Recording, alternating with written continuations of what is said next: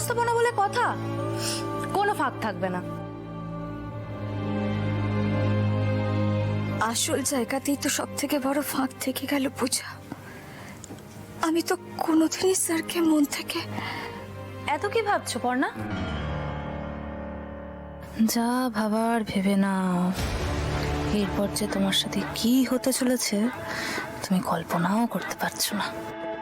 তুমি কি বলছিলে বলো? হ্যাঁ, তোমাদের বিয়ের মেনু ভেনু সব ঠিক হয়ে গেছে, কিন্তু সবটাই সারপ্রাইজ। তাই আমি আগে থেকে কিছু বলছি না, শুধুমাত্র প্ল্যানিংটা ছাড়া। সেটা হলো আমরা এখন এখান থেকে বেরিয়ে শপিং করতে যাব, তারপর ওখান থেকে সোজা ভেন্যুতে পৌঁছে যাব। ওখানে বিকেলে তোমাকে সাজানোর জন্য মেয়েরা চলে আসবে, ঠিক আছে? চলো তাড়াতাড়ি রেডি হয়ে নাও। পর্ণা, আজ তোমার বিয়ে, এরকম শুকনো মুখে বসে থাকলে হবে? মুখে হাসি কোথায়? আমি তো খুব এক্সাইটেড, আমাকেও ভালো করে সাজতে হবে। না আমি যাই, সবটা গুছিয়ে নি, ঠিক আছে? রেডি হয়ে নাও তুমি।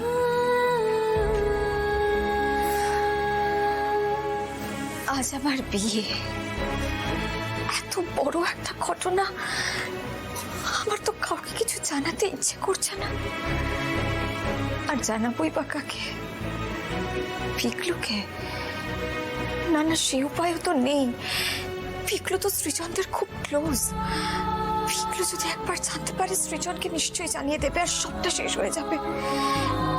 সরি পিকলু, আমি তোকে কিচ্ছু জানাতে পারবো না। পর্ণা নিজের ফোন থেকে তোমার বাবাকে ফোন করবে। তোমার বাবাকে কোথায় পাবে? এই যে মেজোকে বাবা বলে সেট করে ফোনে করে করে। পর্ণা যখন ওর বাবার সাথে কথা বলতে চাইবে তখন কি করে কথা বলবে? ওর বাবা তার বেঁচে নেই, সেই জন্য ওর বাবা হয়ে আমাদের মেজো কথা বলবে। তাই তো, পর্ণার ফোনে আমার নাম্বারটা ওর বাবার নাম পড়ে তো সেভ করা আছে, কিন্তু পর্ণা তার মানে তার বাবাকে ফোন করতে চাইছে। কিন্তু কেন? যাকে ফোনটা ধরি তো, তারপর দেখা যাবে। হ্যাঁ, হ্যালো পর্ণা, বল মা। বাবা, কি হয়েছে পর্ণা মা? কি হয়েছে সেটা আমি ফোন করেছি বলে জিজ্ঞাসা করছো বাবা? কখনো তো নিজে ফোন করে জিজ্ঞাসা করতে পারো। তোমরা তো আমাকে ভুলেই গেছো। আমি কোথায় আছি, কিভাবে আছি, কিচ্ছু জানার দরকার নেই, বলো। পর্ণা মা, তুই ঠিক আছিস তো মা? হ্যাঁ বাবা, আমি ঠিক আছি। আমি খুব বড় একটা সিদ্ধান্ত নিতে চলেছি, আর সেটাই জানানোর জন্য ফোন করলাম তোমায়। কি কি সিদ্ধান্ত? আমি আমার অফিসের বস অভিমন্যু সেনকে আজকে বিয়ে করছি।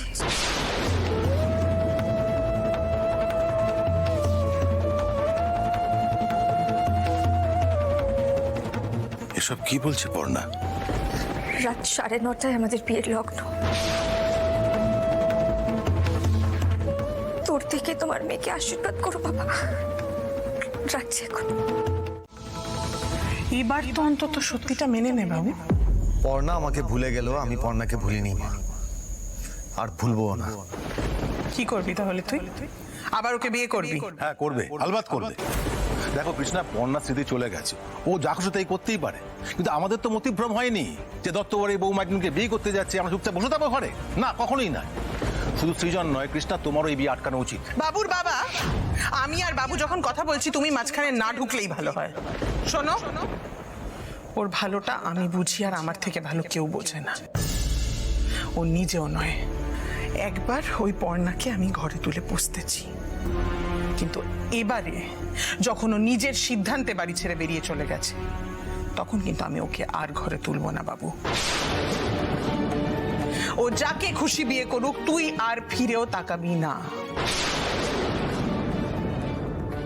কি হলো বাবু? তুই আমার মাথাটা ছুঁয়ে একটু কথা দে তো, যে তুই পর্ণাকে আর বিয়ে করবি না।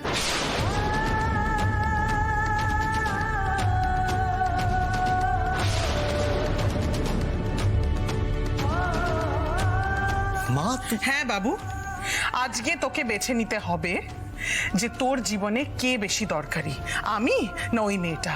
যে মানুষটা তোর জন্য সারাটা জীবন বিলিয়ে দিয়েছে, সেই মা তোর কাছে বেশি আপন না পর্ণা?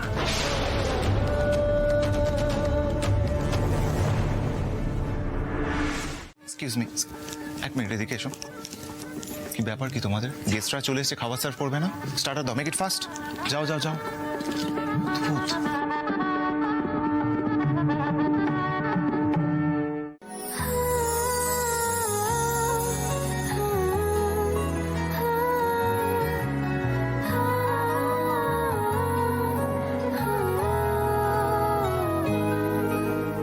हर घड़ी हर पहर मुझे दिखता रहे পর্ণা, আমি তোমাকে ভালোবেসে ফেলেছি।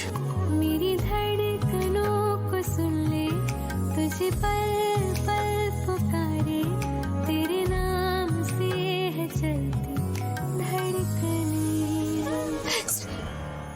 তোমাকে যা সুন্দর লাগছে না পর্ণা, কাল সকালের হেডলাইন হবে, ছাদনাতলায় বউকে দেখে জ্ঞান হারালেন লাইভ নিউজের চিফ এডিটর অভিমন্যু সেন। কি হবে সুন্দর লেখে, আসল মানুষটাই যে দেখতে পাবে না। কার জন্য সাজি আমি? যাকে ভালো রাখার জন্য বিয়েটা করছি সে যেন ভালো থাকে।